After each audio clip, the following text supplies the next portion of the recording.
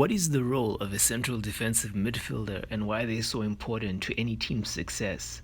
How are they used in today's modern day football? In this video, I'm going to be explaining the CDM position as well as analyzing two of the top players in this position, them being Barcelona's Sergio Busquets and Real Madrid's Casemiro. Jay on the mic here, and you're watching JAIROTIFIC Productions.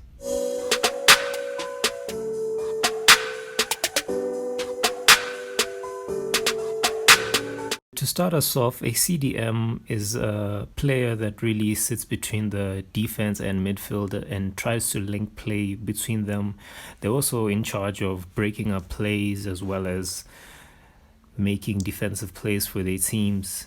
They can be categorized into two types: your Regista or deep line playmaker, or your destroyer or anchor midfielder. Two players that introduced this style of play and sort of revolutionized this position, I would say, is Andrea Pirlo and Claude Makelele. They really kind of took this position to another level and made it more than what it could be. Pirlo was more of a deep line playmaker. He would use his vision and ball control to really just progress the ball forward with his long-range passing, whilst Claude Makelele would be more of a ball winner, kind of like a disruptive ball winner, and his job was more to win the ball rather than be a playmaker, although at times he was also capable of creating for his team. At the age of 34 and in his 16th season, Sergio Busquets is one of the best players in Spanish and Barcelona history. Coming from the famous La Masia Academy, he was one of the prospects that came in the 06 season and really blossomed and became one of the key members of this team. Having won 4 Champions Leagues, a World Cup, and a record 8 La Liga titles, he's become a key part for the Barcelona team as well as his national team. His best years at Barcelona was when he formed the iconic trio with Xavi and Iniesta, and they won a record 6 trophies in the 09 season. So if we take a look at Busquets, he's not physically strong or athletic, but what makes him such a great player is that he's able to read the game and make incredible line-breaking passes as well as long-range passes from the deep line playmaker position and to create for his teammates.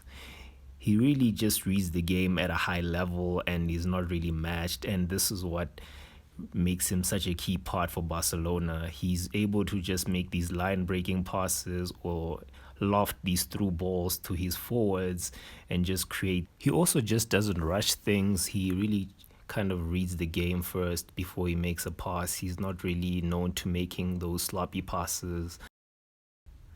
Defensively as well, he uses his mind to read the game. As you can see here, I just slowed it down for you to show you something. So here he's actually reading the play. He looks over his shoulder and he sees the pass being played. Now he tries to calculate and look at the angle where the ball is being played, and he beats the attacker to the ball and wins it cleanly. Here as well, we can see that he's tracking the ball down. He's really calculating the angle at which the guy is running the ball with, and he actually beats him to the spot and makes a clean tackle. Here as well, you can see that he's kind of being pressured by Icardi. Then he just does a quick body feint to the other way and, to rub the pressure off him, just elegantly and effortlessly, as you can see. Right here, he's standing right next to Benzema, and he tracks the ball down before it even has a chance to make a play on it, because he knows that when Benzema drops in midfield, he's usually looking for a pass. Right here, he's kind of just takes advantage of Mbappe not actually controlling the ball really well, and he just sticks a foot in and wins the ball. But again, he's just positioning is really what makes him win these battles. Right here, he sees the ball being played, but as well now the attacker just switches direction knowing that Busquets is coming in.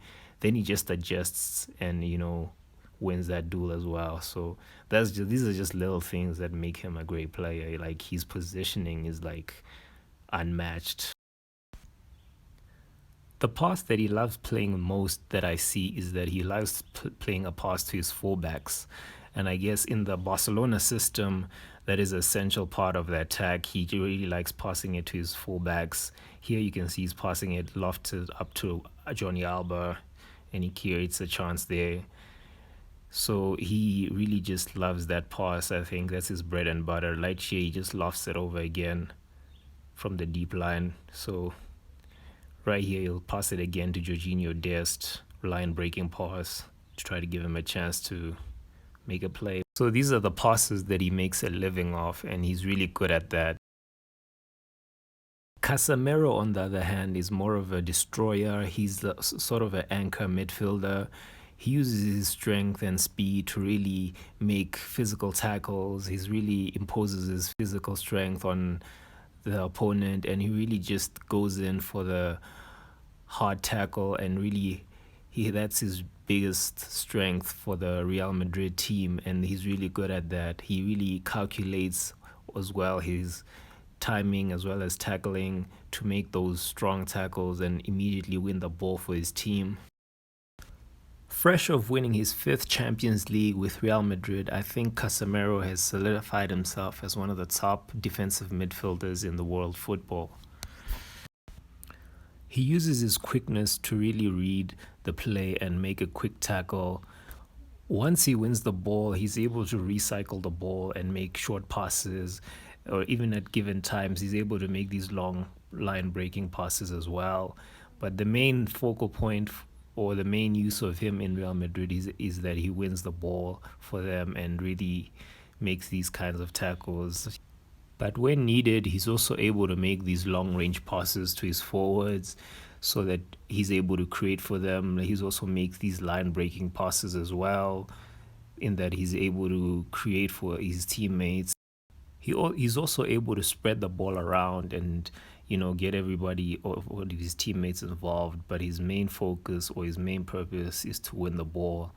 When needed, he can be another playmaker for their team, but his main focus or his main purpose is to be a ball-winning defensive midfielder.